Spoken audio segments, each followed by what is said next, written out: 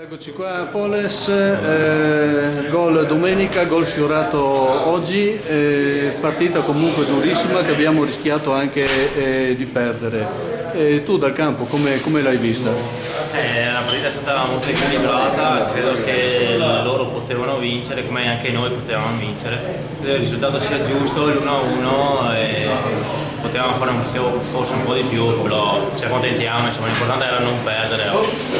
Allora l'impressione nostra comunque da fuori è che è un punto, come si era messo, un punto buono, insomma, guadagnato. Volevo chiederti, quel gol annullato al Gruaro, secondo te è per fallo perché nessuno l'ha toccata?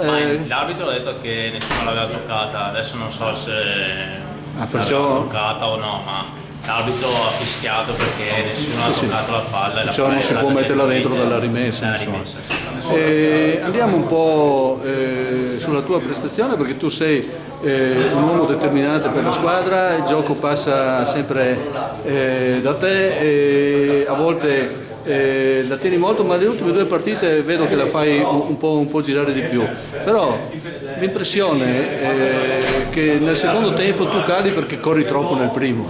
Lo so, sono un generoso purtroppo, cerco di dare tutto sia per la maglia che per la piazza e un po' il secondo tempo effettivamente calo. Forse bisogna usare un po' di più il modo di fare il gol. Comunque ci hai fatto quasi gridare al gol con quella palla filippana.